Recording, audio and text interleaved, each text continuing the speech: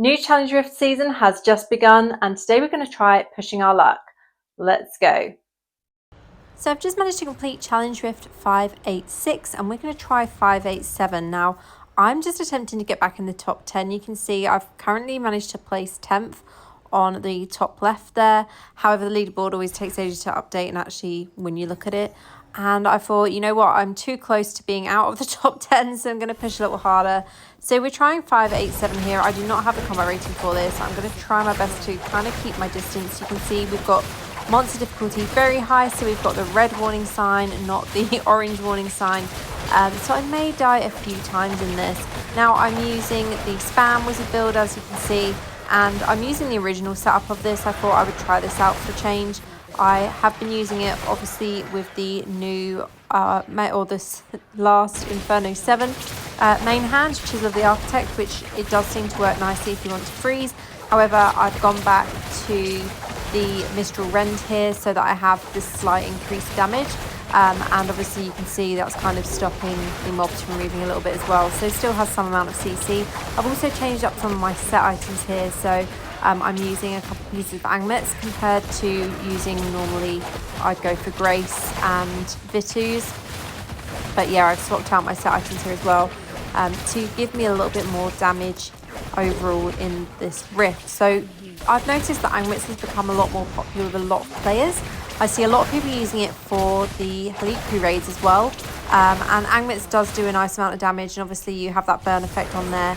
And if you use 4 pieces of Angmets, it's even more powerful as well. If you've got the burn chance, which I've got here from Roaring Consequence, it's always worth using Angmets as well alongside that. So I am also using Bleed from Bloodflow in this build, so having those effects definitely does help.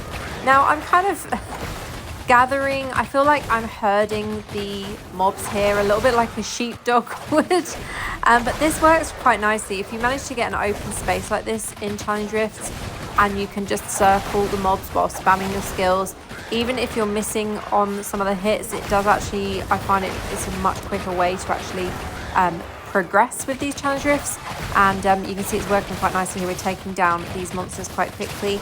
Now I did want to kind of push higher than 587, but I think I'm going to need to wait for a couple of stronger pieces of gear because my damage is not that great compared to what it would be if I obviously had the recommended combat rating. And I did swap out my legendary gems here to be all my 5-star gems just for that little bit increased combat rating as well. I think it increased my combat rating by over 100 because I don't normally have Starfire in my build, but you can see there Starfire can be quite effective at times.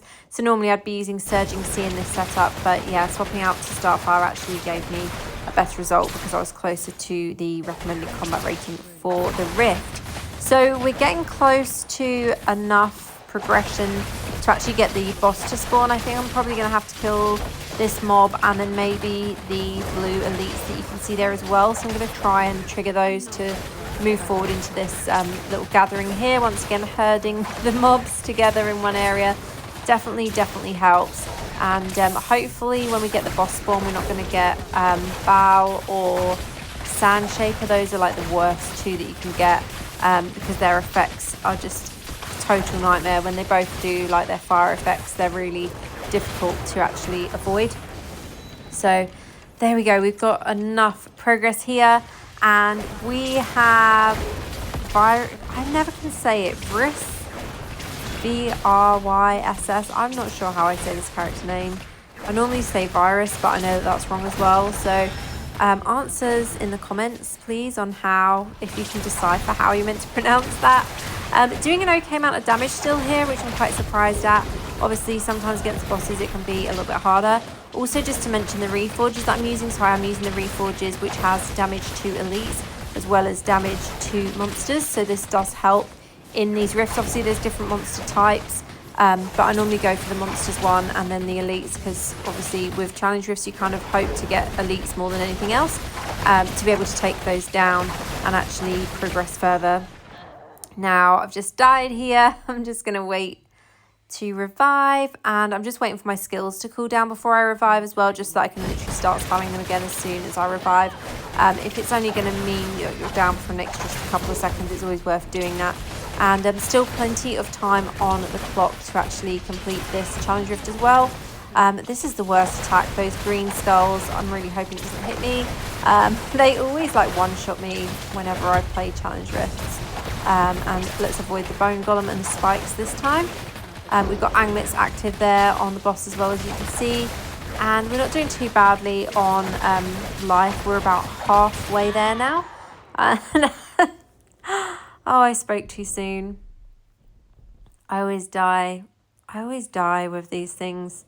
Yeah, I was really hoping to push further with challenge rifts.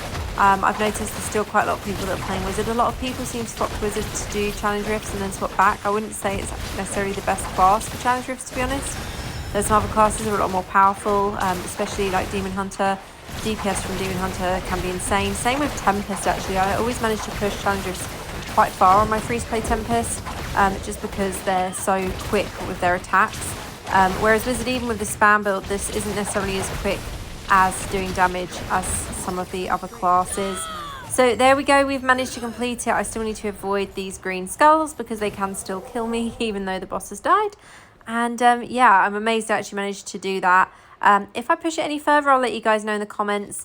The leaderboard isn't updating yet. It still says I'm 12th, even though I was actually 10th before I even started this video. So I will share a screenshot in a moment. And that's it from me for this video. I hope you've enjoyed watching. Good luck in pushing challenge rifts, and I'll see you in the next one. Have a great day. Official Diablo Partner.